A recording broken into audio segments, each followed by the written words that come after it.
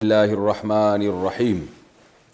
عرش عالم صاحب انڈیا سے پوچھتے ہیں کہ عدت میں کیا پابندیاں شامل ہیں؟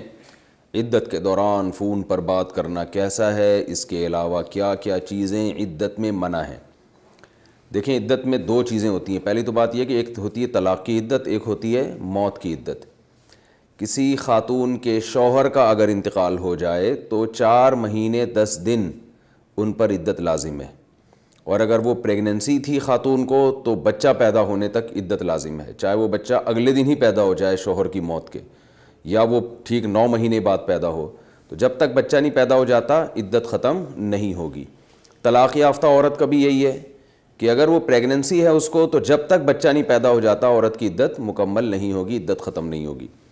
باقی یہ کہ اگر پریگننسی نہیں ہے تو پھر موت کی جو عدت ہے، شوہر اگر مر جائے تو 4 مہینے 10 دن، اور طلاق کی عدت ہے 3 مینسز، 3 دفعہ مینسز آ کے گزر جائیں۔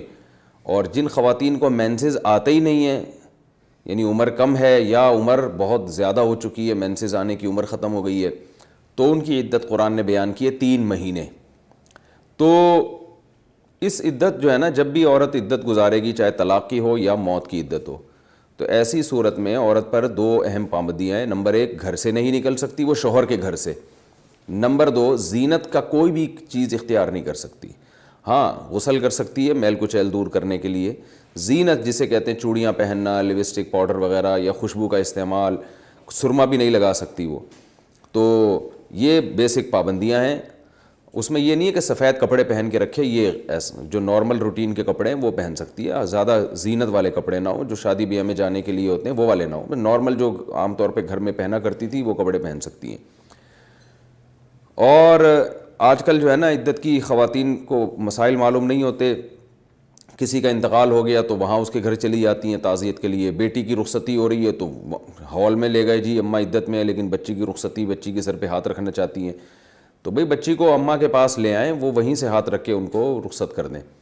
تو جو ہے نا، عدت اللہ تعالیٰ کا ایک حکم ہے عورت کے اوپر کہ عدت گزارنا لازم ہے، اور قرآن و سنت میں بہت وضاحت سے اس کے احکام ہیں۔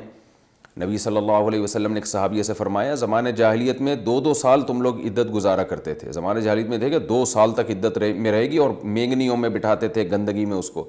اسلام نے اس کو ختم کیا۔ اسلام نے عدت کی مدت کو بھی کم کیا، اور عدت کے حکامات میں بھی بہت نرمی پیدا کی۔ بس اتنے حکام دیے کہ عورت زینت اختیار نہیں کرے گی، زینت، یہ حکام ہے۔ ہاں، کوئی عورت معاشی لحاظ سے بہت مجبور ہو اور کوئی اس کی کفالت کرنے والا نہ ہو، تو پھر وہ ظاہر ہے روٹی تو پہلے ہے، تو پھر شدید مجبوری میں وہ دن میں کمانے کے لیے جا سکتی ہے، دن میں کمانے کے لیے جائے گی، اور جتنا جلدی ہو واپس آ جائے گی، وہاں بھی نامحرم سے اختلاط نہ ہو۔ یہ جو مسئلہ پوچھا ہے کہ اس دوران فون پہ بات کر سکتی ہے، تو اگر ضرورت کی بات ہے تو فون پہ کی جا سکتی ہے، لیکن اپنے گھر کی 4 دیواری میں رہتے ہوئے، کوئی ضرورت کی اگر بات ہو۔ لیکن عورت پر جو نامحرم سے عام حالات میں بھی پردہ فرض ہے، عدت کے دوران یہ پردہ زیادہ فرض ہو جاتا ہے۔ عدت کے دوران نامحرم سے